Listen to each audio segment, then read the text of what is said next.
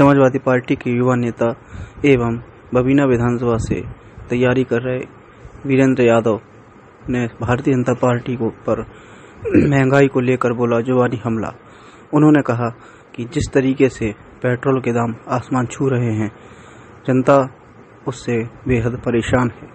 उन्होंने कहा किसी भी क्षेत्र को देख लें, चाहे वो सब्जी हो, पेट्रोल हो, कुछ भी हो, महंगाई आसमान छू रही है। महंगाई ने लोगों की कमर तोड़ रखी है। कई बिंदुओं पर उन्होंने भारतीय जनता पार्टी को आड़े हाथों लिया। भैया, अभी पेट्रोल को लेकर और काफी चीजों को लेकर महंगाई काफी बढ़ चुकी है, तो इसको लेकर आप क्या कहेंगे? जनता काफी त्रस्त है। देखिए, मैं ये कहूँ कि आज के इस भाजपा की सरकार के समय में जहाँ महंगाई आसमान छू रही है और आम जनता के लोगों की कमर तोड़ने का काम अगर कोई कर रहा है तो ये भाजपा की सरकार कर रही है। अगर हम बात करें महंगाई की, चाहे पेट्रोल की बात हो, डीजल की बात हो, चाहे खाने के सामग्री की बात हो, या तमाम जो लोगों की रोज की चीज़ें हैं, उन सब के कहीं ना कहीं दाम आसमान छूने जा रहे हैं। मैं कहूँ कि आज इस महंगाई के दौर में जहाँ हमारी बेटियों की शादी नहीं हो पा रही, जो छोटे गरीब परिवार के लोग थे, उनके बेचारों के पास इतना धन नहीं है। आज तेल की कीमत देख लो कहाँ पहुँच गई। तो कहीं ना कहीं वो छोटे परिवार के लोग आज जहाँ शादियाँ नहीं कर पा रहे अपनी बच्चियों की।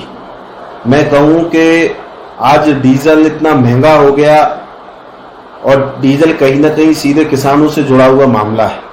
चाहे डीजल की बात हो, खाद की बात हो, यूरिया की बात हो, जब डीजल महंगा हो सकता है, खाद महंगी हो सकती है, यूरिया महंगा हो सकता है, तो किसान के फसल का मूल्य दोगुना क्यों नहीं हो सकता, ये सरकार बताए।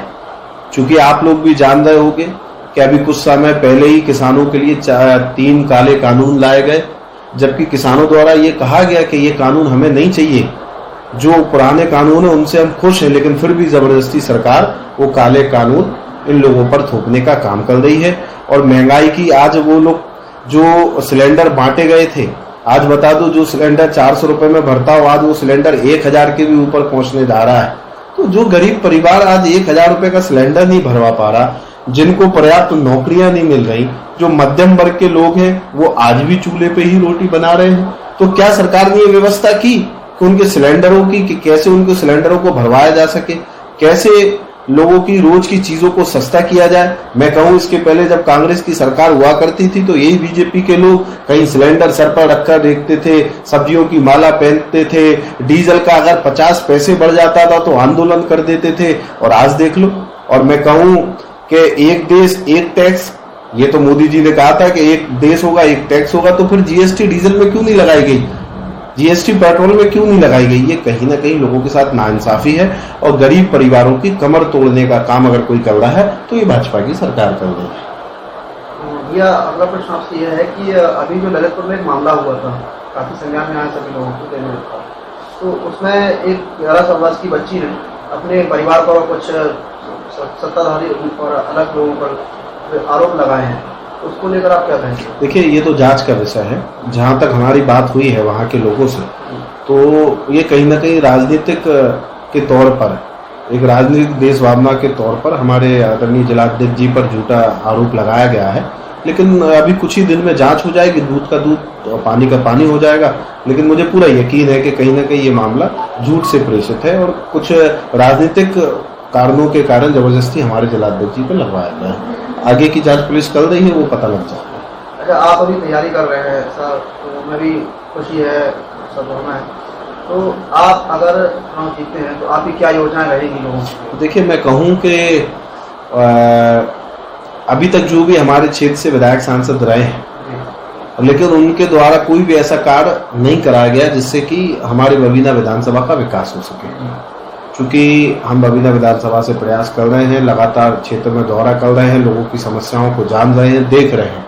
हम ये कहें कि किसी भी सरकार द्वारा बबीना में पानी की व्यवस्था नहीं की गई, जबकि सबसे मुख्य समस्या बबीना में पानी की है।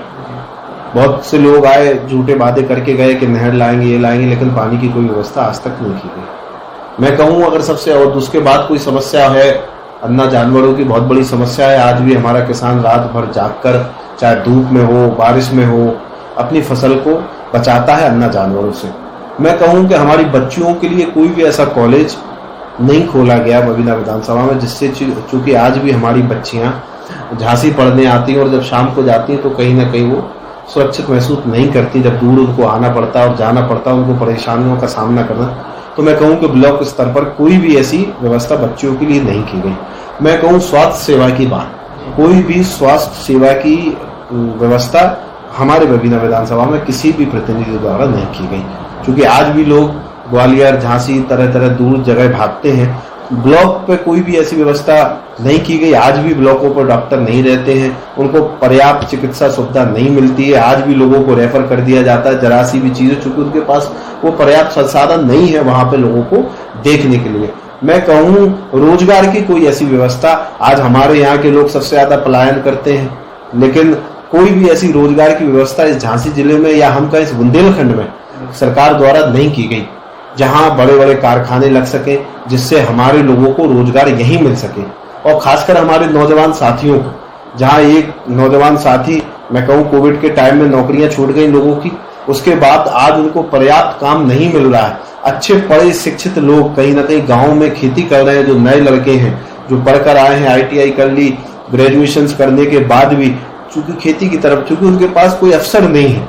जहां भाजपा ये कहकर आई थी कि हम 2 करोड़ नौकरियां देंगे, कोई नौकरियां आप बता दो, कोई नौकरियां दी नहीं उसने, लेकिन छीन जरूर ली हैं लोगों से। जो कह के आई थी हम के किसान के फसल का मूल्य दोगुना कर देंगे, सबको पता है कि क्या आज किसानों के साथ कौन अत्याचार कर रहा है। एक और किसानों के ऊपर लाठियां बरसाई जा रही हैं और कुछ मंत्री के लड़कियों द्वारा किसानों पर गाड़ी चढ़ाई जा रही है। तो ये सब छुपा नहीं है, आज की स्थिति में जनता समझ चुकी है। और पूर्णतः अगर इस उत्तर प्रदेश में उत्तम प्रदेश बनाने के लिए किसी की तरफ आशावादी निगाहों से देख रही है तो केवल आदरणीय अखिलेश यादव जी की तरफ देख रही है। और निश्चय ही मैं ये कहता हूं कि अगर इस उत्तर प्रदेश का कोई विकास कर सकता है तो आदरणीय अखिलेश यादव जी कर सकते हैं। और नौजवानों का हित कोई कर सकता है, मजदूरों का हित कोई कर सकता है, किसानों का कोई हित कर सकता है, पिछड़ों का कोई हित कर सकता है, दलितों का कोई हित कर सकता है, तो केवल एक नेता इस हिंदुस्तान में पैदा हुआ जिनका नाम आदरणीय अखिलेश यादव जी है। और निश्चय ही आज हम जा रहे हैं, क्षेत्र में घूम रहे हैं, तो कहीं ना कहीं लोगों का वो समर्थन हमको मिल रहा है, वो समर्थन हमको इतना ज्यादा प्राप्त हो रहा है, लोग आगे आकर इस चीज को मान रहे हैं कि अगर कोई इस उत्तर प्रदेश में लोगों की रक्षा कर सकता है, लोगों को अच्छी दिशा में ले जा सकता है, किसानों को खुशहाल बना सकता है, नौजवानों को नौकरियां दिला सकता है, तो केवल आदरणीय अखिलेश यादव जी दिला सकते हैं। और निश्चय ही ये उत्तर प्रदेश की जनता ने मन बना लिया है। 2022 में आदरणीय अखिलेश यादव जी को पुनः इस प्रदेश का मुख्यमंत्री बनाकर इस उत्तर प्रदेश की गद्दी पर बैठालने का काम करें।